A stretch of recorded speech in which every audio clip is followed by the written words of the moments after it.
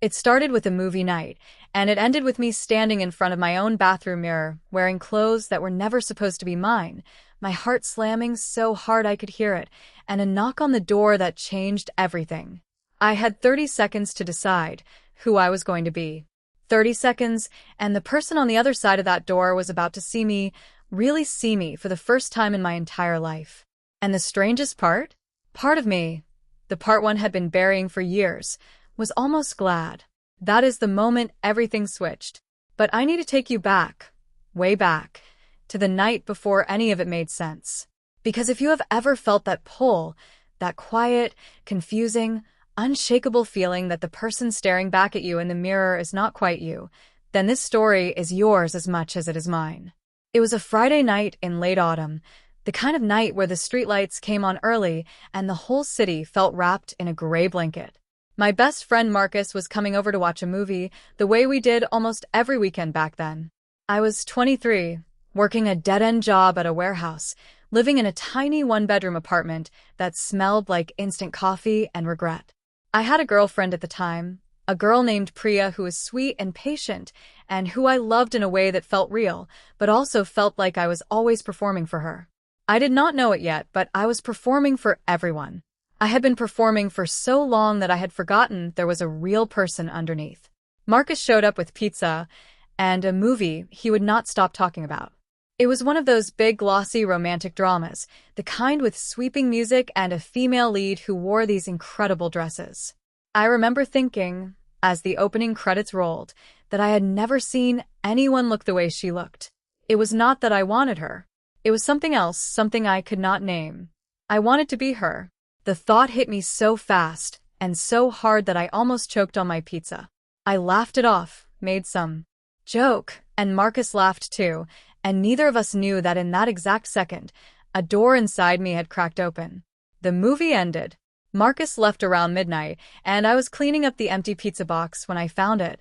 A scarf. A soft, silky scarf that belonged to his girlfriend, the one she had left in his car, the one he had brought in by accident and draped over the arm of my couch. I picked it up and I do not know why, but I did not put it down. I held it. I wrapped it around my hand.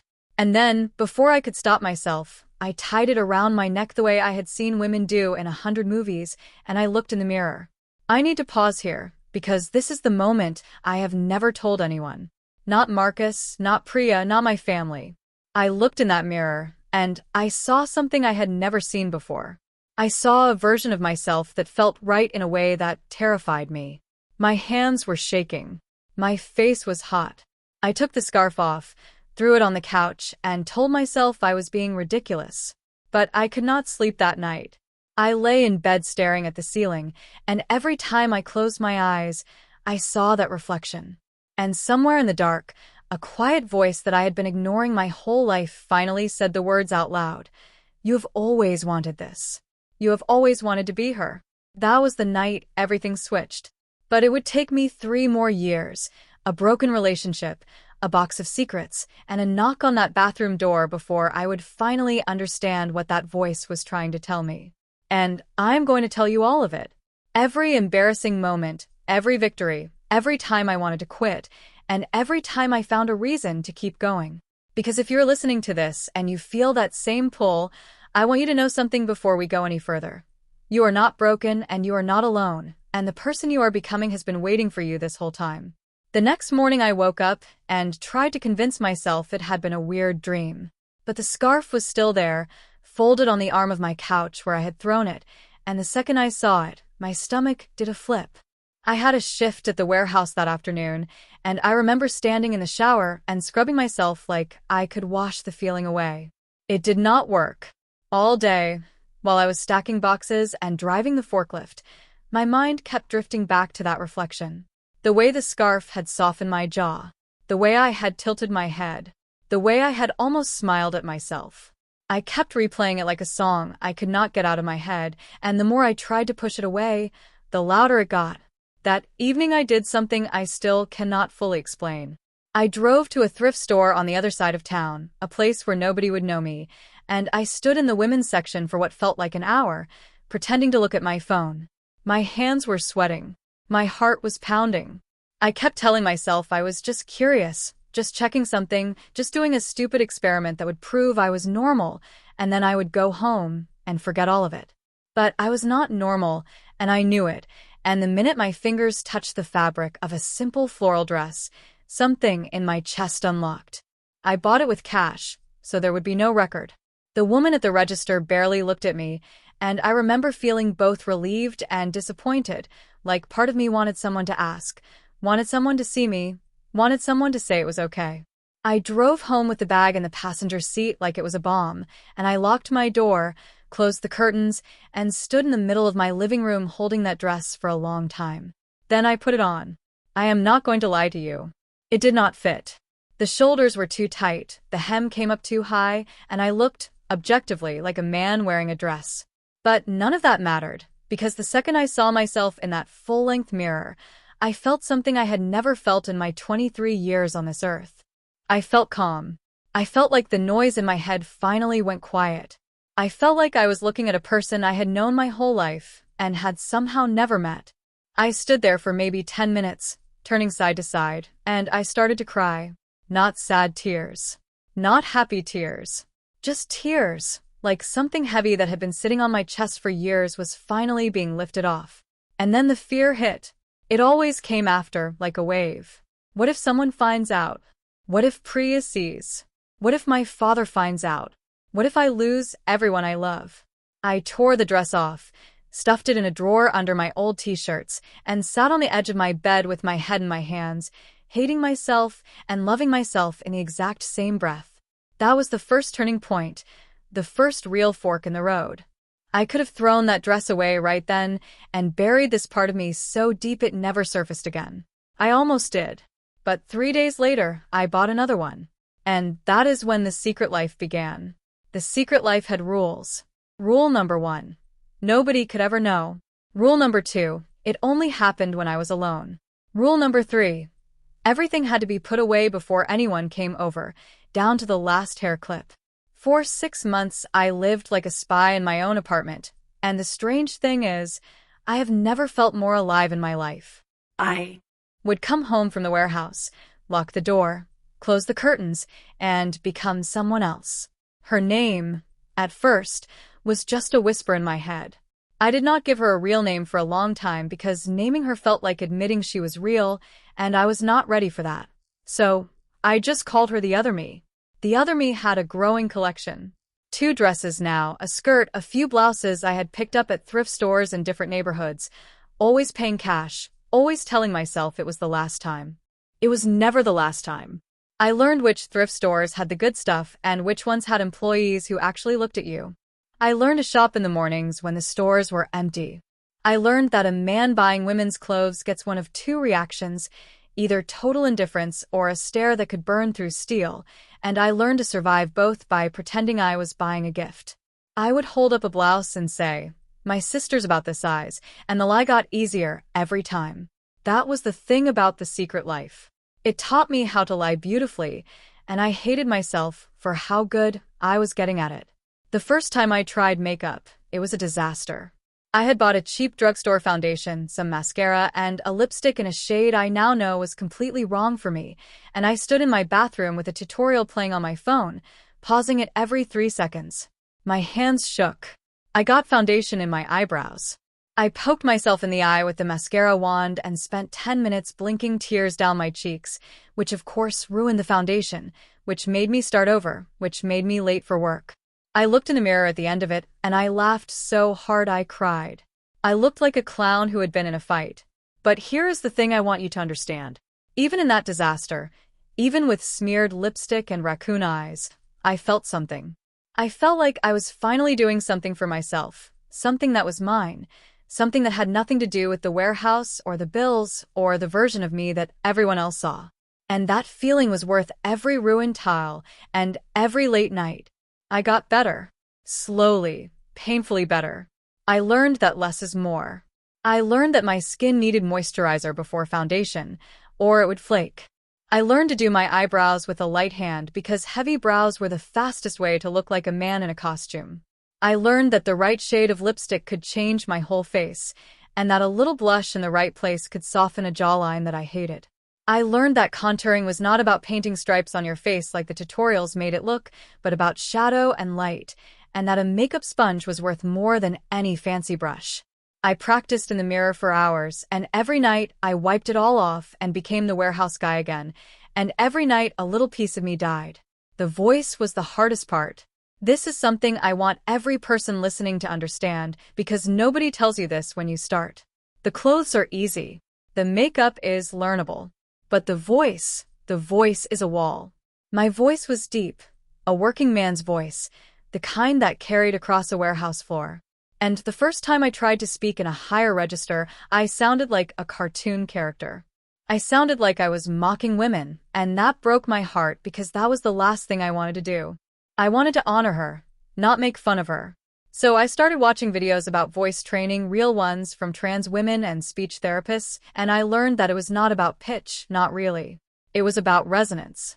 It was about where you place the sound in your face, forward in the mask, instead of down in your chest. I would sit in my car in the warehouse parking lot and practice, whispering words to myself, trying to move my voice forward, and I sounded ridiculous for months. My throat would ache. I would get headaches. And then one day, out of nowhere, I said the word hello in a way I had never heard myself say it before, and I almost crashed the car. I want to pause here because I think this is important. I was not doing any of this to be sexual. I need you to understand that, because there is a lot of confusion about what this journey is. This was not about fetish. This was not about getting a thrill. This was about the deep, quiet, persistent truth that I was a woman on the inside, and that every time I dressed, every time I practiced my voice, every time I put on makeup, I was not playing a game. I was trying to find my way home. I was trying to find the person I had been hiding since I was a little kid, the kid who used to steal his mother's heels when nobody was looking, the kid who got told to man up so many times that he learned to bury himself, so deep he almost forgot he was there. This was about unburying that kid. And that is the thing I want you to carry with you if you're listening and you feel the same way. You are not doing anything wrong. You are not sick. You are not broken. You are trying to be whole, and that is one of the most human things there is. But I was not ready to be whole yet. I was still living a double life, and double lives have a way of collapsing. Mine started to crack in a small, stupid way. Priya and I had been together for almost 2 years by then, and she was starting to talk about the future. She wanted to move in together. She wanted to talk about marriage. And every time she brought it up, I felt a cold panic slide down my spine because I knew that I could not bring her into my apartment, into my life, without her finding the other me. I started making excuses. My lease. My job. My need for space. She was patient, God. She was so patient, and I hated myself for lying to her, for stringing her along, for letting her believe she was building a future with a man who did not exist. The cracks got wider. She started to notice things. Why was I always so tired?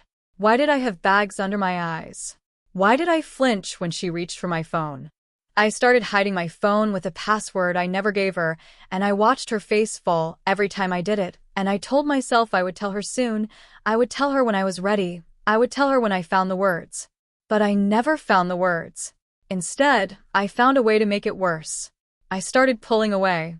I started canceling plans. I started picking fights over nothing because it was easier to make her hate me than to make her know me. And the whole time, the other me was growing stronger, more confident, more real, and the gap between who I was at home and who I was with Priya became a canyon I could not cross. Then came the night that broke everything open. It was a Sunday. Priya had a key to my apartment, because we had been together long enough that it seemed normal, and she let herself in while I was in the shower. I had been careless. I had been so careless. I had left the bedroom door open, and my drawer was not fully closed, and a strap of a dress was hanging out like a flag. I heard her call my name from the bedroom, and the tone of her voice, I will never forget it. It was not angry. It was confused. It was the voice of someone who had just seen something they could not explain.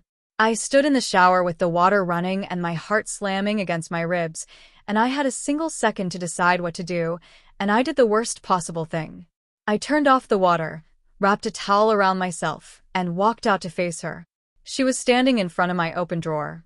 She had pulled out the dress. She was holding it up, looking at it, looking at me, looking back at the dress. And the silence in that room was so loud, I thought my ears would bleed.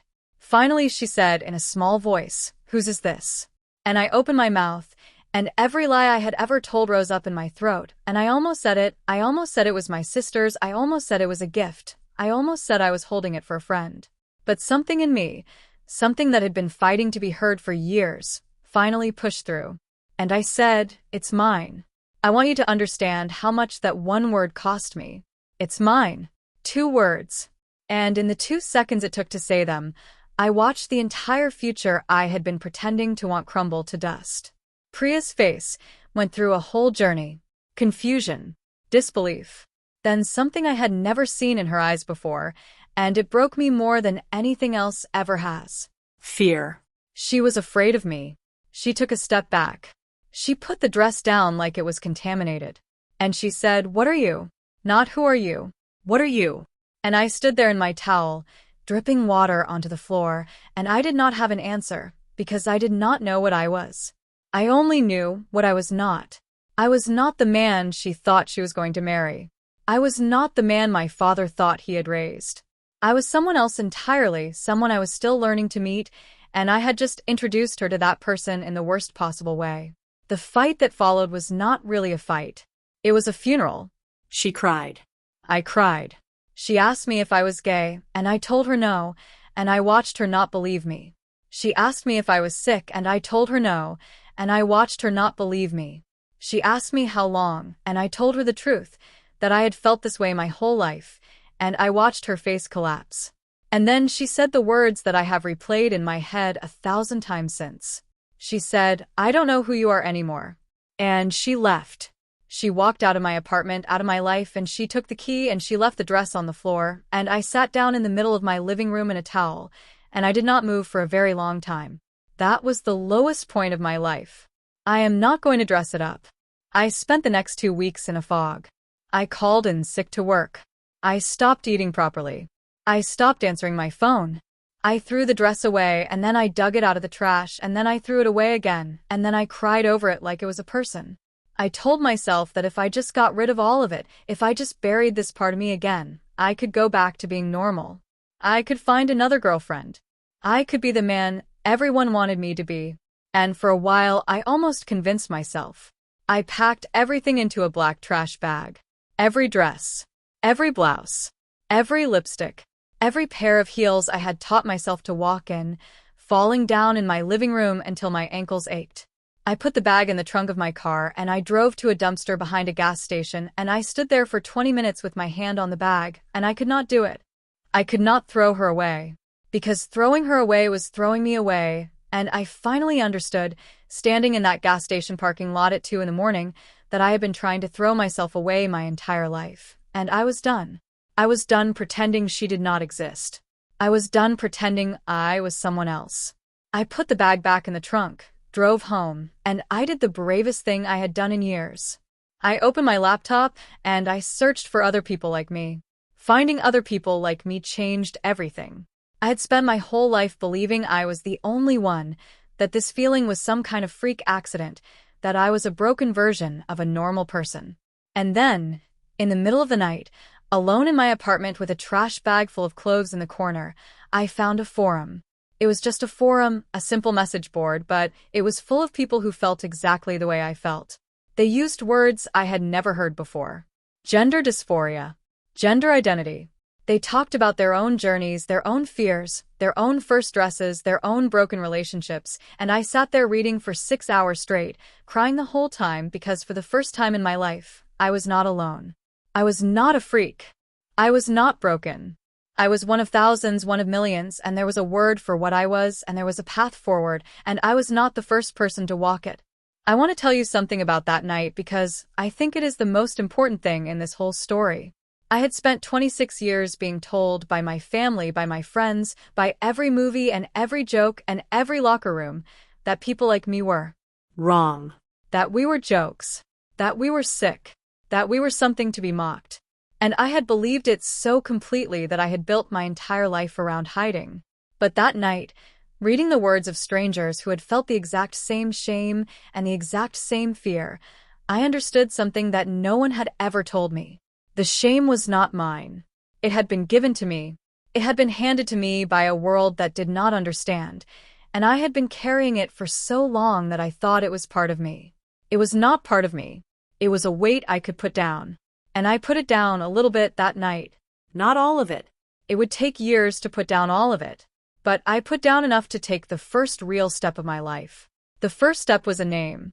I had been calling her the other me for years, but she deserved better than that. She deserved a real name. I went through 100 names in my head. I tried on names the way I had tried on dresses, saying them out loud in my car, writing them down, seeing how they felt. And I finally landed on one. I will tell you what it was, because it is not a secret anymore. Her name is Anaya. It means caring, it means one who leads, and it felt like coming home. The first time I said it out loud, I said it to myself in the mirror, and I cried because for the first time in my life, I had a name that belonged to me, a name that did not feel like a costume. I was not the warehouse guy with a secret anymore. I was Anaya, and I was just beginning to learn who she was. The forum people gave me more than a name.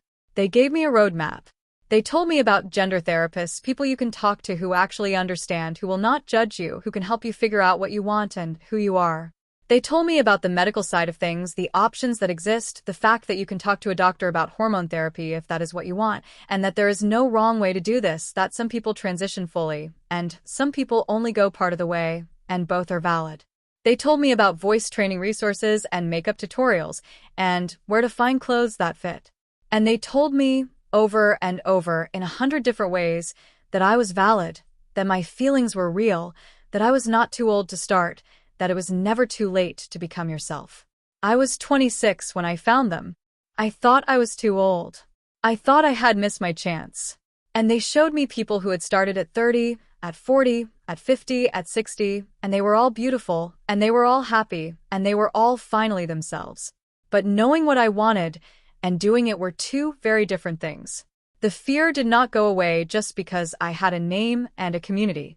If anything, it got sharper because now I knew exactly what I was risking. I had already lost Priya. I had already watched my whole life collapse once. And the thought of losing my family, my father especially, was a terror so deep I could not even look at it directly. My father was a hard man.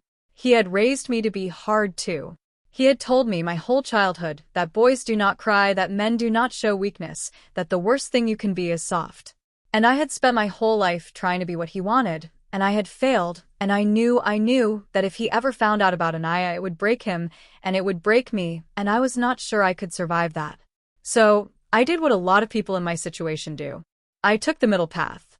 I stayed in the closet at work and with my family, but I started living as Anaya in the spaces where it was safe. I found a support group, a real one, in a city an hour away, where nobody knew me. I drove there every other week, and the first time I walked in dressed as myself in a simple blouse and a skirt that I had practiced 100 times, I was shaking so hard I almost turned around and left. But a woman at the door smiled at me, a woman who had clearly been where I was, and she said, "Welcome home," and I walked in and I sat down and I listened to a room full of people who understood me better than anyone in my entire life had ever understood me, and I felt something I had never felt before. I felt like I belonged somewhere. That support group saved my life. I do not say that lightly. I say it because it is true. There were people in that room who had lost everything. There was a woman who had been disowned by her entire family. There was a woman who had lost her job, her home, her kids. There was a man who had been married for 30 years and was terrified of what his wife would say. And there was also joy. There was laughter. There were people celebrating their first year on hormones, their first time going out in public, their first time being called by their real name. And every single one of them told me the same thing. It gets better. It is hard, and it gets better. You lose people, and you find people. You lose a life, and you find a life. And the life you find, the real one, is worth everything it costs. I started seeing a therapist. A real gender therapist, the kind the forum people had told me about. Her name was Dr. Mehta, and she was the first person I ever told the whole truth to, the whole story, from the movie night to the scarf to the thrift store to Priya to the trash bag in my trunk. I sat in her office, and I talked for an hour without stopping, and when I finally finished, she did not look disgusted. She did not look confused. She looked at me with this gentle, steady kindness, and she said, "Thank you for trusting me with that." And she asked me a question that changed everything. She said, "If you could wave a magic wand and become exactly who you want to be, with no one judging you, no one to lose, no one to disappoint, who would you be?" And I did not even have to think. I said I would be Anaya.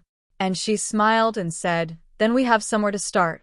Therapy taught me something that I want to share with you, because I think it applies to everyone listening, whether you are on this journey or not. I had spent my whole life thinking that the problem was me, that I was the thing that was wrong, that if I could just fix myself, I would be happy. And the truth was the opposite. The problem was never me. The problem was that I was trying to be someone I was not, and I was punishing myself every single day for failing at it.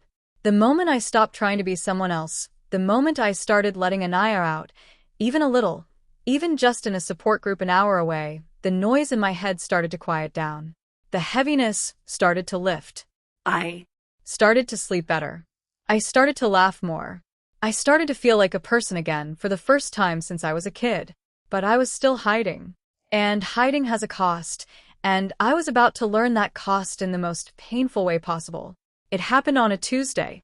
My father called me, which he almost never did, and he said he was coming to visit. He was coming to my apartment. He wanted to talk about why I had been so distant, why I had stopped coming home for holidays, why I had seemed so sad.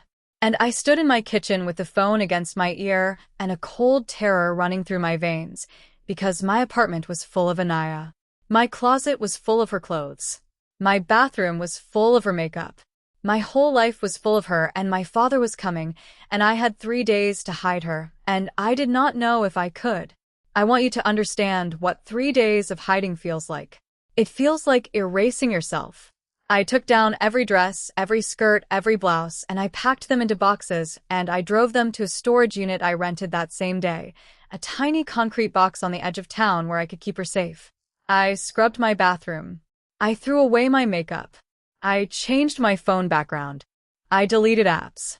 I went through my entire apartment and removed every trace of the person I had become, and with every item I removed, I felt myself disappearing. By the time my father arrived, I was not Anaya anymore. I was the warehouse guy again. I was his son. I was the man he had raised, hollowed out and terrified, and I opened the door with a smile that felt like it was made of glass. My father walked in, and he looked around my apartment, and he said it looked nice, and he asked if I was eating, and he asked if I was seeing anyone, and I lied and said I was fine, and I watched him not believe me.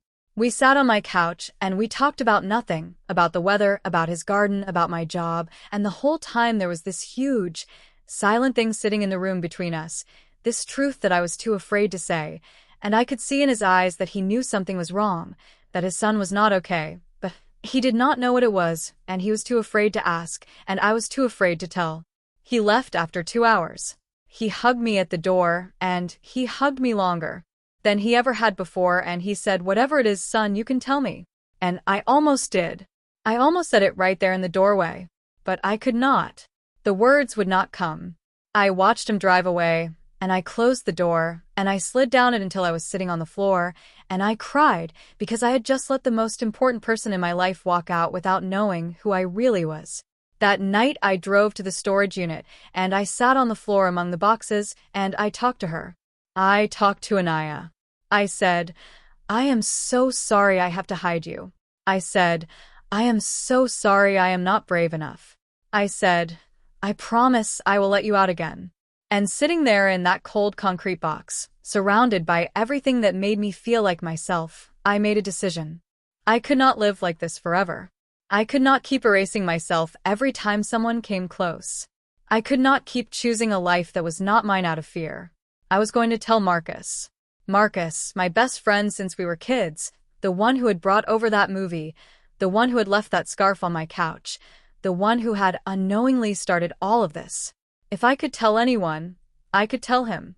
And I was going to do it, not in a support group, not in a therapist's office, but face to face in the real world as myself. Telling Marcus was the scariest thing I had ever done, and I had done a lot of scary things by then. I had stood in thrift stores shaking with fear. I had driven to support groups in other cities. I had sat in a therapist's office and told a stranger my deepest secret. But telling Marcus, telling the person who had known me since we were 10 years old, who had watched me grow up, who had brought over that movie and left that scarf on my couch, that was a different kind of terror. Because Marcus was not a stranger. Marcus was the closest thing to family I had outside my actual family, and I had spent my whole life being one person in front of him. The idea of showing him the other me, the real me, felt like asking him to meet a person he had never known existed. I planned it for weeks. I rehearsed it in my car. I wrote it down and memorized it and forgot it and started over. I thought about doing it over text, which felt cowardly, and over the phone, which felt cold, and in a restaurant, which felt public. In the end, I did it the way I did everything else in my life. Badly and bravely. I invited him over for a movie, the way we had done 1,000 times, and I told myself that if I could not say the words, I would at least be in a place where I felt safe to try. He showed up with pizza and we sat on my couch, and I could not pay attention to a single second of the movie because my heart was pounding so hard I thought he could hear it. And when the credits rolled, I turned to him, and I said, "Marcus, I need to tell you something, and I have been trying to tell you for months, and I need you to just let me get it out before you say anything." He looked at me, and I could see the worry in his eyes, because I had been weird for weeks, canceling plans, showing up late, looking like I had not slept. He said, "Okay, man, whatever it is, you can tell me." And I took a breath, and I said it. I said, "I am not who you think I am. I have been hiding something from you my whole life, and I am done hiding it. I am a woman. I have always been a woman. I was born in a body that does not match who I am, and I have been too scared to tell anyone, and I am telling you now because you are the person I trust most in this world, and I need to know if you still want to be my friend." The silence that followed was the longest silence of my life. I watched his face, waiting for it to crumble, waiting for the disgust, waiting for him to get up and walk out the way Priya had. And then he did something I will never forget for as long as I live. He leaned forward and he hugged me. Not a pat on the back hug. A real hug, the kind you give someone when you are trying to hold them together. And he said, "You're my best friend. I do not care what you wear or what your name is. You are my best friend, and nothing you just said changes that." And I broke down. I cried in his arms like I had not cried since I was a child, and he held me, and he did not let go. And when I finally pulled back, he was crying too, and he said, "So what do I call you?" And I said, "Anaya." And he said, "Nice to meet you, Anaya." And in that moment, in my tiny living room with pizza going cold on the coffee table, I felt something I had never felt before. I felt seen. Fully, completely, terrifyingly seen, by someone who loved me anyway. That was the moment I understood that the people who matter will not leave. The people who leave were never going to stay. And I was done being afraid of losing people who were never really mine. Marcus did not just accept me. He became my biggest supporter. He came with me to my support group, the first friend I had ever brought, and he sat in the back and listened, and afterward he told me he was proud of me, and I cried again. He helped me shop. That was a whole adventure. I had been shopping alone, in secret, in thrift stores across the city, always terrified, always pretending I was buying a gift. And now here was Marcus, my best friend, pushing a cart through a department store while I held up dresses, and he would say, "That color would look amazing on you." And the saleswoman would smile at us, and nobody was staring, nobody was judging, nobody cared, and I realized that the prison I had been living in was mostly in my head. The world was not watching me as closely as I thought. The world was mostly just living its own life, and I had been hiding from a spotlight that did not exist. We practiced together. He would sit on my couch and give me feedback while I walked back and forth in heels, wobbling, falling, laughing, getting back up. He taught me nothing because he knew nothing, but his presence made everything easier. He would say, "You look nervous," and I would say, "I am nervous," and he would say, "Good. Nervous means you care," and we would laugh and I would keep practicing. The first time I went out in public as Anaya, fully dressed, with makeup, with a wig I had bought online and spent hours learning to style, Marcus came with me. I want you to understand what that first time out was like. I had been out of the house as Anaya before, but only in the dark, only in my car, only to places where nobody would see me. This was different. This was daylight. This was a coffee shop. This was real people, real eyes, real judgment. I stood outside that coffee shop for 10 minutes shaking, and Marcus stood next to me, and he did not rush me, and he did not tell me to be brave, and he just said, "Whenever you are ready." And I was not ready. I was never going to be ready. But I took a breath and I opened the door and I walked in.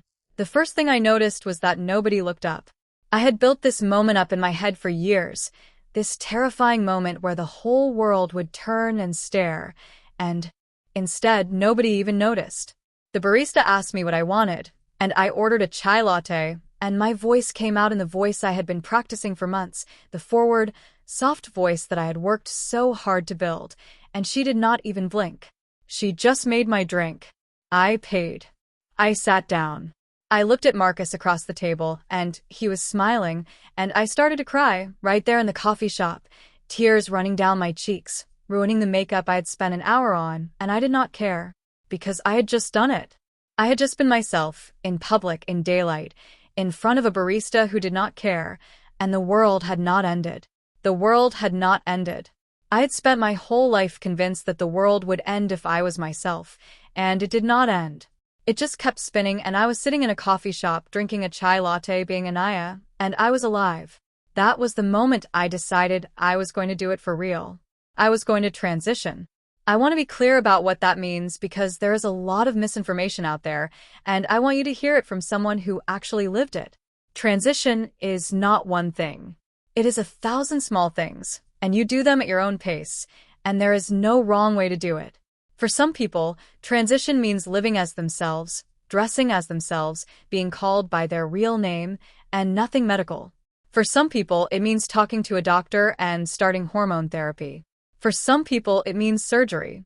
For most people, it is a combination, a journey, a process that takes years, and every single step is valid, and every single pace is valid, and nobody gets to tell you that you are doing it wrong. I had spent my whole life being told I was doing my own existence wrong. I was done listening. The first step for me was talking to my therapist about what I wanted. Dr. Mehta helped me understand that I did not have to decide everything at once. I did not have to know on day one whether I wanted hormones, whether I wanted surgery, whether I wanted to change my name legally, whether I wanted to come out at work. All I had to do was take the next step. And the next step for me was a doctor. I want to tell you about that appointment because I was terrified, and it turned out to be one of the most affirming experiences of my life.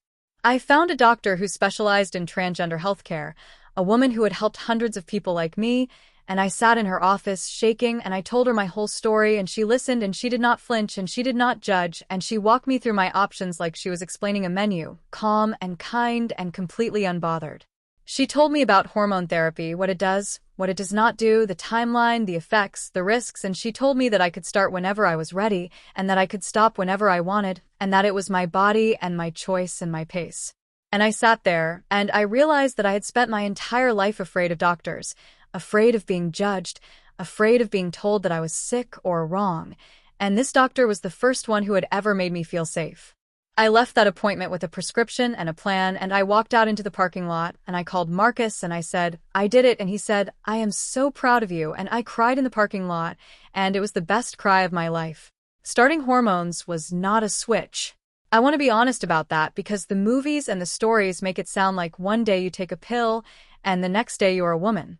It does not work like that. It is slow. It is months and years of small, quiet changes. But it is real, and it is mine, and I felt it. The first few weeks, I felt nothing, and I panicked, and I called my doctor, and she laughed gently and told me to be patient, that this was a marathon, not a sprint. And then, slowly, things started to change. My skin got softer. My emotions, which I had been suppressing my whole life, started to come out, and I cried at everything, at commercials, at songs, at a dog in the park, and I had never felt so alive. My body started to change, slowly, in ways that felt like finally coming home to myself.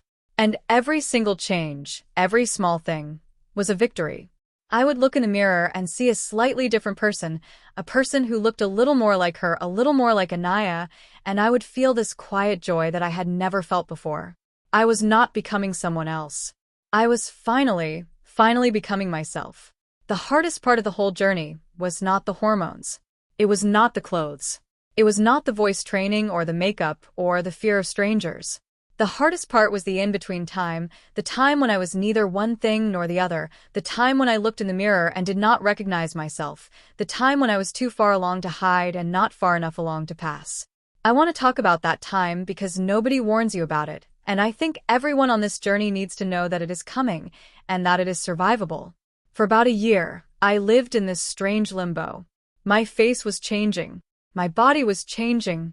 But I still had the broad shoulders and the big hands. And the deep voice that I had not fully retrained. And when I looked in the mirror, I saw neither the man I used to be, nor the woman I was becoming. I saw a stranger. And that stranger terrified me. There were days when I wanted to quit. I want to be honest about that too, because I think it is important. There were days when I would stand in front of the mirror and cry, because I could see her in there. I could see Anaya, but she was trapped, and I did not know how to let her out. There were days when I would put on my makeup and take it off again 3, 4, 5 times, because nothing looked right. There were days when I would get dressed and then change back into my old clothes, because I could not bear to go outside and be seen. There were days when I missed the old me, the simple me, the me who did not have to think about any of this. Even though I knew that the old me was never really me, that the old me was a costume I had been wearing for 26 years. Grief is a strange thing. You can grieve a life you never really lived. You can grieve a person you never really were. And I did. I grieved him, the man I was supposed to be, the man my father wanted, the man who would have had an easy life, and I mourned him even as I celebrated the woman I was becoming. The thing that got me through the in-between time was the small victories.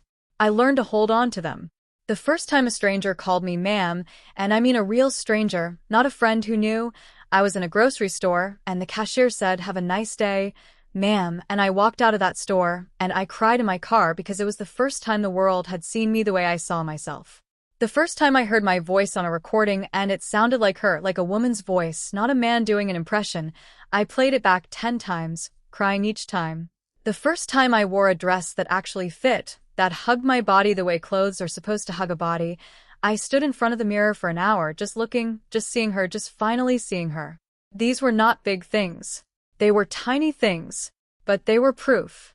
They were proof that I was getting somewhere, that the stranger in the mirror was slowly becoming a friend. I also learned practical things, and I want to share them with you because I wish someone had told me. I learned about shapewear and how the right undergarments could smooth everything out and make clothes fit the way they are supposed to fit. And I learned that it was not about hiding anything, it was about feeling comfortable in my own body. I learned about hair removal, and I want to tell you, if you are starting this journey, that it is a process, that it takes time, that it hurts, that it is expensive, and that it is worth it, and that you should not be ashamed of your body hair because it is not your fault. It is just where you started. I learned about wigs and how to care for them, and how to make them look natural, and how a good wig could change my whole face. And I learned that my real hair, which I had been growing out for 2 years by then, was my greatest asset, and that patience was the only thing that would get it where I wanted it to be. I learned about fashion, about what shapes flattered my body, about how to dress to accentuate the things I loved and minimize the things I did not. And I learned that style was not about following rules, it was about finding what made me feel like me. I want to pause here and tell you something that I think is the most important thing I learned on this whole journey. The goal was never to pass. I thought it was at first. I thought the goal was to look so much like a woman that nobody could tell, that I would be invisible, that I would blend in. But that is not what happened. What happened is that I stopped caring about passing, and that is when everything changed. I realized that I was not doing this to convince anyone. I was not doing this to win the approval of strangers. I was doing this because it was the only way I could live, because the alternative was a slow death, because every day I spent pretending to be someone I was not was a day I was not really living. And once I understood that, once I let go of the idea that I needed to pass, something shifted. I stopped checking the mirror so much. I stopped being afraid of being clocked. I stopped measuring my worth by whether strangers could tell. I started just living. I started just being Anaya and letting the world see her and letting the world think whatever it wanted to think. Coming out at work was the next mountain. I had been at the warehouse for years and I worked with the same guys every day, and I had built this whole persona, the quiet guy, the reliable guy, the guy who never talked about himself. And the thought of walking in as Anaya, of telling them who I really was, of facing their reactions, their jokes, their judgment, it terrified me more than almost anything else. I put it off for months. I made excuses. I told myself I would do it after the holidays, after the busy season, after I was further along. And then one day, I was standing in the break room, and I heard one of the guys make a joke about people like me, a joke that I had heard 1,000 times in my life and laughed along with, and I realized I could not do it anymore. I could not laugh along anymore.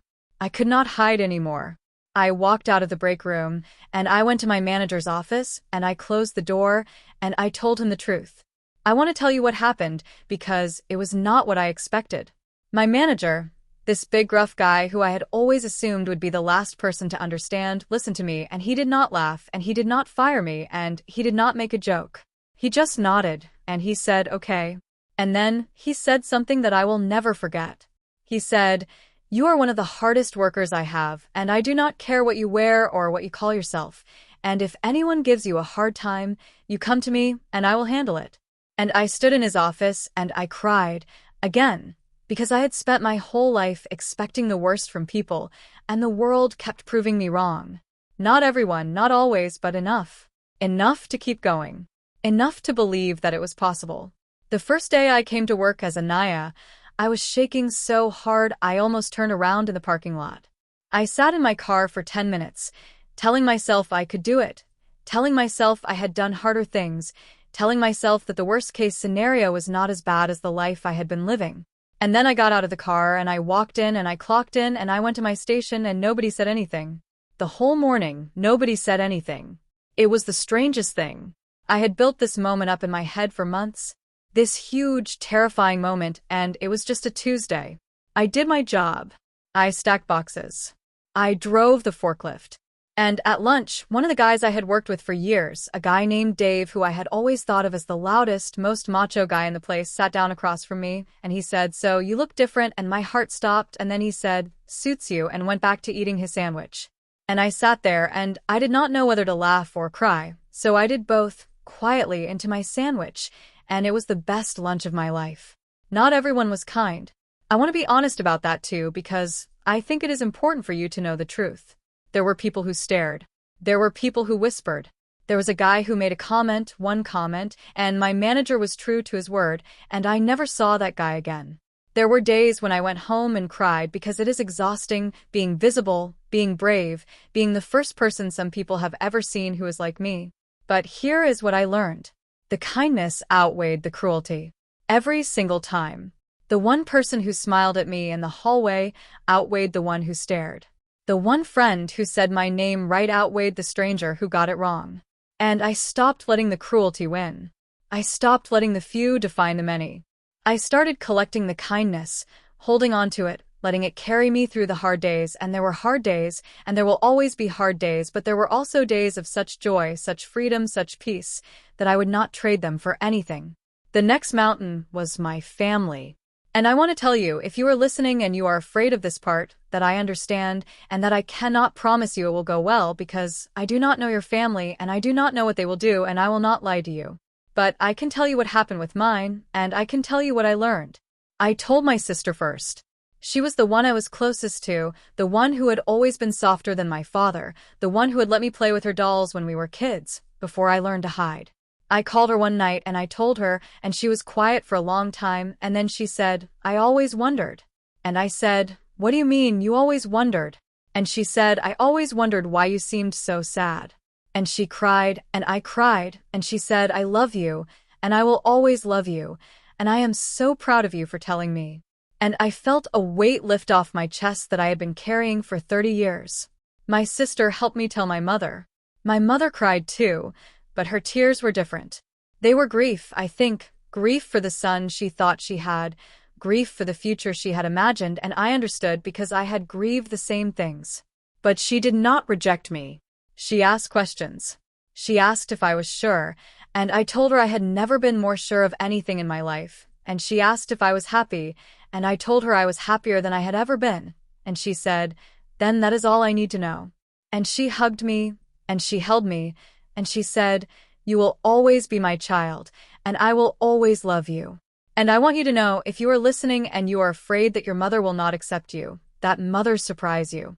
That love is stronger than you think. That the people who raised you, who changed your diapers, who stayed up with you when you were sick, who watched you grow, they do not stop loving you just because you become yourself. Sometimes it takes them time. Sometimes they need to grieve. But love, real love, finds a way. And then there was my father, the last mountain, the one I had been afraid of my entire life. I want to tell you about that conversation because it is the one I have replayed in my head 1,000 times, and it did not go the way I expected. I drove to my parents' house on a Sunday, and I sat in my car in their driveway for 20 minutes, and I almost drove away, and I almost called it off, and I almost decided that I could live the rest of my life without telling him. But I had learned by then that the things I was most afraid of were almost never as bad as I imagined, and that the cost of hiding was always higher than the cost of telling.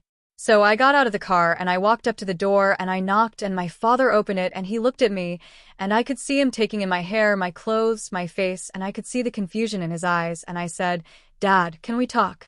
And he said, "Come in." We sat at the kitchen table, the same table where I had eaten 1,000 meals, where he had taught me to ride a bike, where he had yelled at me for coming home late, where my whole childhood had happened. And I told him everything.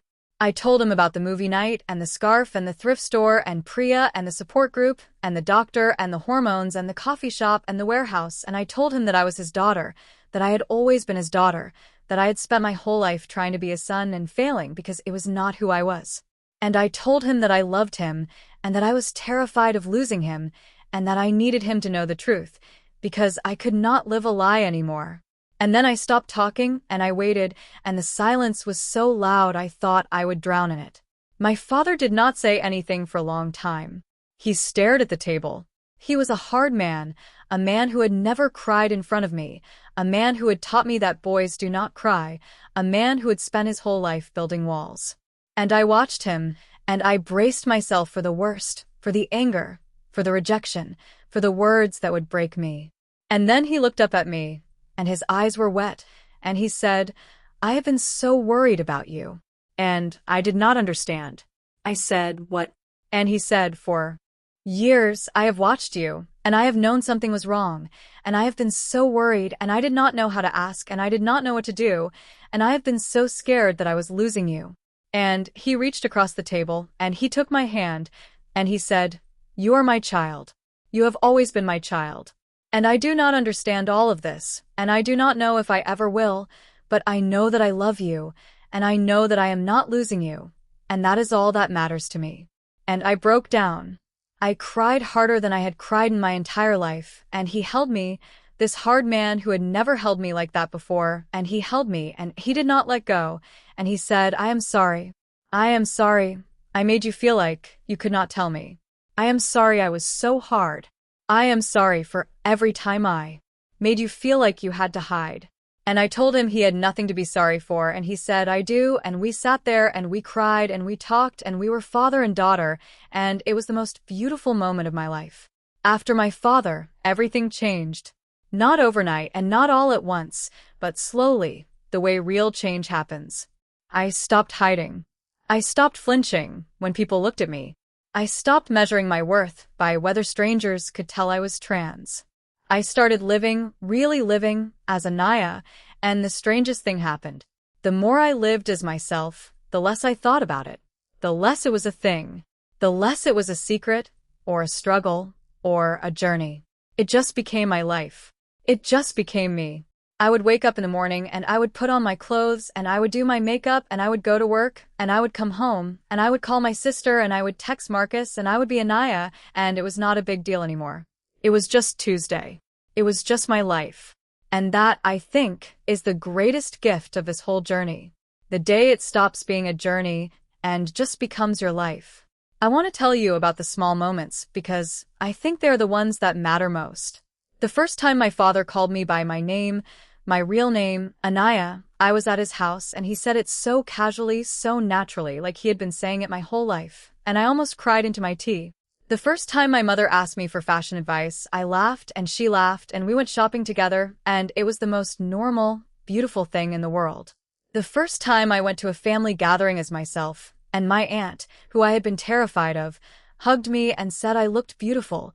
I felt like I had finally come home. The first time I heard a little kid call me miss, I smiled for the rest of the day. The first time I danced at a wedding, really danced, without worrying about how I looked, without worrying about who was watching, I felt a joy I had not felt since I was a child. These are the moments that made it all worth it. Not the big milestones, not the legal name change, not the documents, not the hormones, but the small, quiet moments of being seen, being accepted, being loved, being me. There were still hard days. I want to be honest about that because I do not want to paint a picture that is not true. There were days when I looked in the mirror and did not like what I saw. There were days when someone stared or said something or misgendered me and it hurt, and I went home and cried. There were days when I grieved the things I had lost, the relationships, the ease, the simple life I might have had. There were days when I was tired, so tired of being brave, of being visible, of being the first person someone had ever met who was like me. But here's what I learned, and I want you to hear this, because it is the truth. The hard days are not the whole story. They are part of the story, but they are not the whole story. And the good days, the days when I felt free, the days when I felt like myself, the days when I laughed so hard I could not breathe, the days when I was surrounded by people who loved me for exactly who I was, those days outnumbered the hard days. And they outweighed them. And they will outweigh them for you too, if you let them. I want to tell you about the day I finally felt like I had made it. It was not a big day. It was not a milestone. It was a Tuesday and I was walking home from work and it was raining a soft gray drizzle and I was wearing a yellow raincoat that I loved and I was listening to music and I was just walking and I realized suddenly that I was happy. Not happy the way you are happy at a party, or happy the way you are happy when something good happens. Happy the way you are happy when you are just living your life and it is yours and it fits and you do not have to think about it. And I stopped in the middle of the sidewalk in the rain in my yellow raincoat and I started to cry and a woman walking past looked at me and she smiled and she said, "Are you okay?" And I laughed and I said, "Yes, I am more than okay." And I kept walking and I cried the whole way home and they were the best tears of my life. Because I had made it. I had made it through the fear and the hiding and the loss and the in-between and the hard days and I was on the other side and I was happy and I was me. I want to take you back now to the beginning because I promised you an answer and I have not forgotten. I promised you a knock on the door and 30 seconds and a choice. And I want to tell you how that story ends. It was a year after my father and I had that conversation at the kitchen table. I was living in a new apartment, a bigger one, with a room that was all mine, a room with a vanity and a mirror and a closet full of clothes that were all mine. And I had been seeing someone, a woman named Sarah, who I had met at a friend's wedding, who knew my whole story from the beginning, who had never once made me feel like I was too much or not enough. And we had been dating for months, and I had been waiting for the right moment to tell her that I wanted her to meet my family, that I wanted her to be part of my life, that I was falling in love with her. And I was standing in front of my bathroom mirror, getting ready because she was coming over, and I was going to ask her, and I was nervous, and I was happy, and I was me. And then there was a knock on the door. And I had 30 seconds, and I had a choice. And I want you to understand that this time, the choice was different. This time, I was not hiding. This time, I was not erasing myself. This time, I was not scared. I walked to the door and I opened it and Sarah was standing there, holding a bottle of wine and a bag of takeout, and she was smiling, and she said, "Hi, beautiful." And I laughed and I let her in and we sat on my couch and we ate and we talked and I told her that I wanted her to meet my family and she said she would love to and I told her that I loved her and she said she loved me too. And I sat there in my apartment, in my life, in my body, in my name, and I was so full of joy that I thought I would burst. And I thought about the night, years ago, when I had stood in front of this same kind of mirror, in a towel, dripping wet, watching my whole life fall apart. And I thought about how far I had come. And I thought about the girl who had stood in a thrift store, shaking, terrified, holding a floral dress. And I wanted to reach back through time and tell her, it is going to be okay. It is going to be so much more than okay. You are going to be so happy. You're going to be so free. You are going to be you. And that is the end of my story, or rather, it is the beginning. Because the truth is, I am still becoming. I am still learning. I am still growing. There is no finish line, not really. There is no moment where you arrive and everything is perfect and you never have another hard day. That is not how life works for anyone, trans or not. But there is a moment where you realize that you are living your real life, that the life you are living is yours, that you built it, that you fought for it, that you earned it, and that it fits. And I am here to tell you that moment is real, and it is waiting for you, and it is worth everything it costs. If you are listening to this, and you feel that pull, that quiet, confusing, unshakable feeling that the person in the mirror is not quite you, I want you to hear me. I want you to know that you are not broken. You are not wrong. You are not too old, and you are not too late, and you are not alone. There are millions of us. There are people who understand, people who have walked this exact road, people who will hold your hand and tell you it gets better, and it does, and you will make it. You will have hard days, and you will survive them. You will lose people, and you will find people, and the people you find will be worth more than the people you lost. You will be afraid, and you will be brave anyway, and the bravery will be worth it. And one day, maybe sooner than you think, you will be walking home in the rain in a yellow raincoat, and you will realize that you are happy, truly happy, and that you are finally yourself. And it will all have been worth it. Every single second. My name is Anaya. I am a woman. I am a daughter and a sister and a friend and a partner, and I am a person who spent 30 years hiding and who finally found the courage to be seen. And if my story has taught you anything, I hope it is this. The person you are becoming has been waiting for you this whole time. She has been waiting in the quiet moments, in the mirror, in the secret parts of your heart. And she is not ashamed of you. She is proud of you. She is proud of you for every step, every fear, every tear, every small act of bravery. And she is ready to meet you, whenever you are ready to meet her. You do not have to be ready today. You do not have to be ready tomorrow. But know that she is there, and she is real, and she is worth fighting for. And when you are ready, the world will be waiting. And it will not end. It will just keep spinning, and you will be in it, finally, as yourself. And that, more than anything, is the whole point. That is the whole story. That is everything that switched on one movie night, when a scarf was left on a couch and a door cracked open, and a woman who had been hiding her whole life finally started to come home.